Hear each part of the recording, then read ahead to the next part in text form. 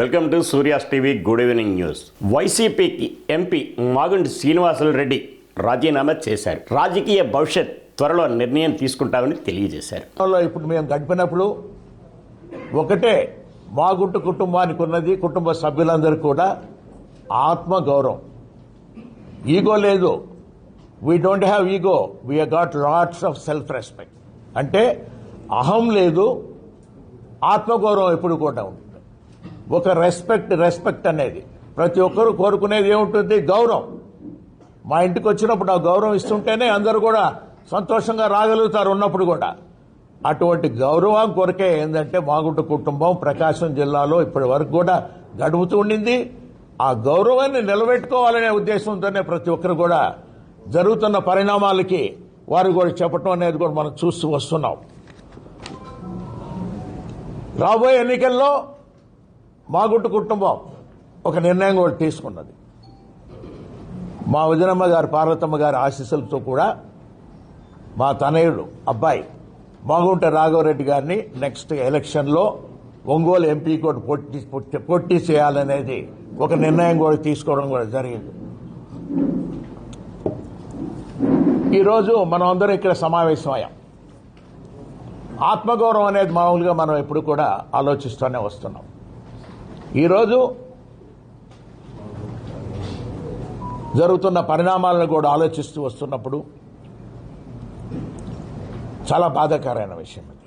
ఏదైనా కూడా అంటే ఎటువంటి సమస్యల్లో మా విధంగా మాగుంటు కుటుంబం అనేది మీ ముందుకొచ్చి ఈరోజు మీ ద్వారా కూడా ప్రజలందరూ కూడా తెలుపుకునేది ఏమిటంటే ఇది ఆత్మగౌరవం సంబంధించింది. రెస్పెక్ట్ అనేదాన్ని ఎప్పుడు కూడా మనం కాపాడుకోవాల్సిన విషయం అనేది ఉన్నది. కాబట్టి అనే దృష్టితోనే కొన్ని అనివార్య కారణాల వల్ల వైఎస్ఆర్ పార్టీని మనం వీడాల్సినట్టుగా కూడా వచ్చింది.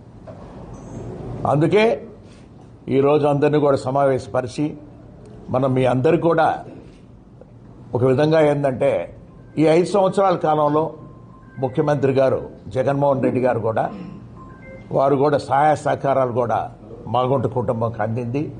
వారికి కూడా నా స్థాయిలో నేను చేయగలిగినంత చేశానని సీఎం. ఎప్పుడు జరగని విధంగా జరిగిన గొప్ప కార్యక్రమం కేవలం ఈ 57 నెలల కాలంలో జరిగింది.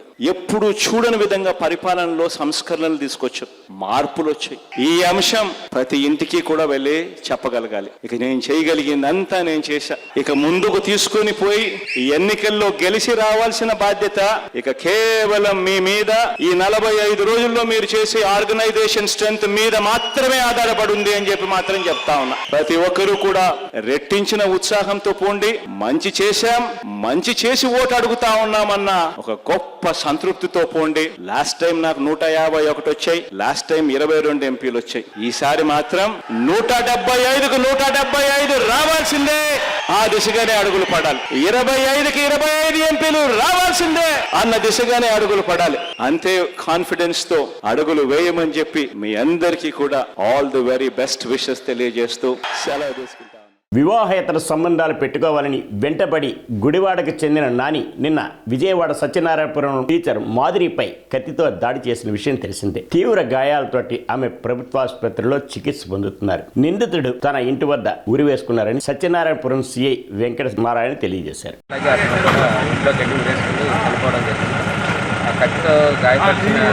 గాయపడిన వ్యక్తి లేడీని మేము ఇమీడియట్గా హాస్పిటల్ పంపించాము.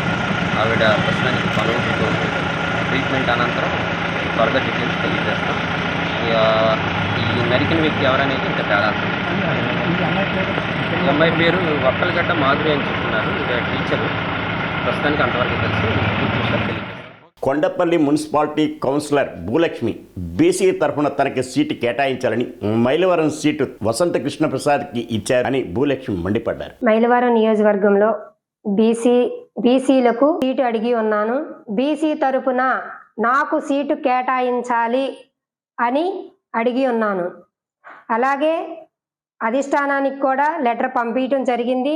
మీడియా ముఖంగా కూడా 4-5 సార్లు మీకు తెలియజేయడం జరిగింది. కాబట్టి ఈరోజు మైలవరంలో ఉన్నటువంటి వైసీపీ ప్రభుత్వం ఏదైతే ఉందో వాళ్ళు మా యాదవ్ సామాజిక వర్గానికే సీటు కేటాయించారు. అది కూడా నేను అడిగిన తర్వాత ఆయన కేటాయించడం జరిగింది. నారా చంద్రబాబు నాయుడు గారు కూడా మాకు సీటు కేటాయిస్తారన్న నమ్మకం నాకుంది. ఈరోజు ఇంత బలంగా ఎందుకు అడుగుతున్నాము అంటే కుల సంఘాల మద్దతు ఉంది, అలాగే ఉద్యోగస్తులు కూడా మద్దతు ఉంది మాకు. అవన్నీ వాళ్ళందరి దగ్గర కూడా ఆ మద్దతు తీసుకొని ఈరోజు బీసీ, ఎస్సీ, ఎస్టీ, మైనార్టీ వాళ్ళ దగ్గర కూడా మేము మద్దతు తీసుకొని ఉన్నాము. ఉమ్మడి కృష్ణా జిల్లా డిగ్రీ విద్యార్థి షూటింగ్ బాల్ వరల్డ్ కప్ ఎంపికైనట్లు కృష్ణా జిల్లా షూటింగ్ బాల్ అసోసియేషన్ అధ్యక్షుడు అట్లూరి రాజశేఖర్ తెలియజేశారు. ముందుగా మన కృష్ణా జిల్లా నుంచి ఇద్దరు క్రీడాకారులు భారతదేశ షూటింగ్ బాల్ జట్టుకి ఎంపిక అవడం చాలా సంతోషంగా ఉంది. మన కృష్ణా జిల్లా షూటింగ్ బాల్ అసోసియేషన్ తరపున మేము ఎన్నో రాష్ట్ర స్థాయి టోర్నమెంట్లు, జిల్లా స్థాయి టోర్నమెంట్లు చేశాం. జిల్లా నలుమూలల ఈ క్రీడను మేము అభివృద్ధి చేశాం.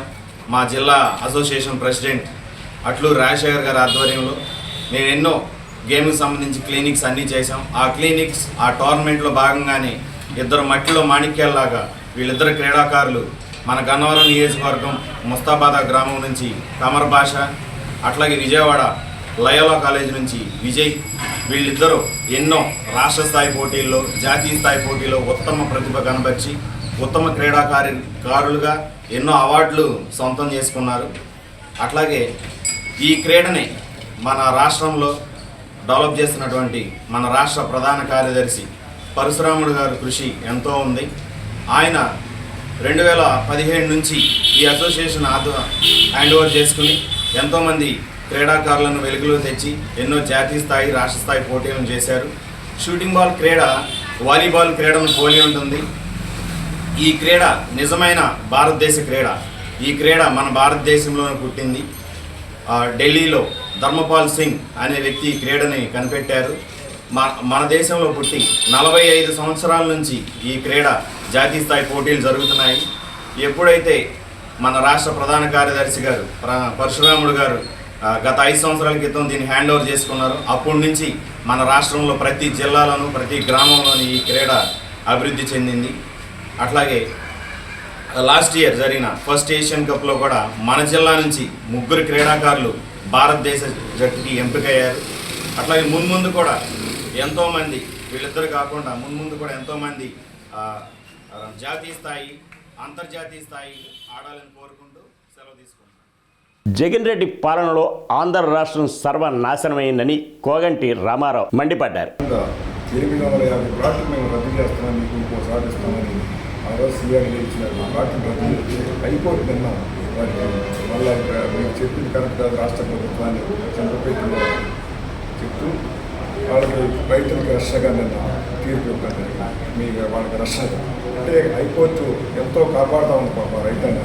ఇన్ని వేల ఎకరాలు పొలాలు ఇచ్చి వాళ్ళు పడుతున్న బాధలు, ప్రభుత్వం పెడుతున్న ఇబ్బందులు ఇచ్చి హైకోర్టు ఈ విధంగా రక్షణ కలుగుతుంది. వారికి కూడా మా ప్రభుత్వం తెలియజేస్తున్న ఒక న్యాయవాదం.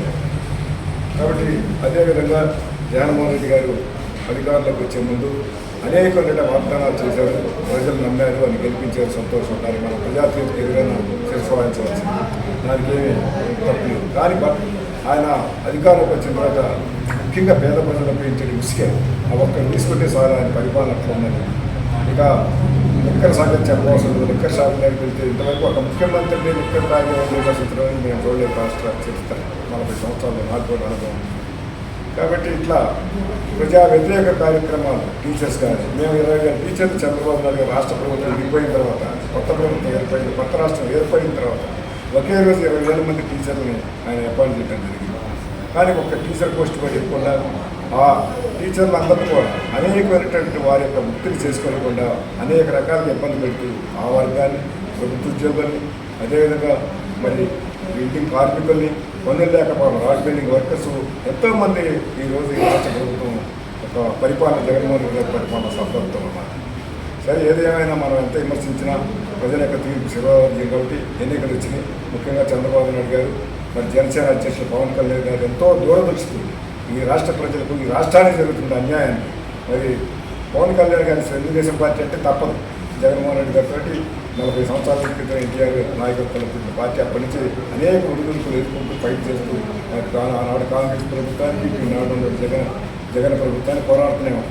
కానీ పవన్ కళ్యాణ్ గారు కూడా ఈ రాష్ట్రంలో జరుగుతున్న బాధలు గాథలు ఎవరిని చూడలేక చంద్రబాబు నాయుడు గారు బేషరత్తుగా ఆయన ఏ విధమైనటువంటి పదవులు కూడా కోరుకోకుండా అత్యంత 24 సీట్లతోటి ఎంతో ఉదార స్వభావంతో పొత్తు కుదుర్చుకొని ఈ రాష్ట్ర ప్రభుత్వాన్ని ఓడించకపోతే మనకి ఈ రాష్ట్రానికి దిక్కు లేదు అనేటువంటి ఒక దృఢమైన నిర్ణయాన్ని తీసుకొని వారి ఈ వార్తలు ఇంతటితో సమాప్తం.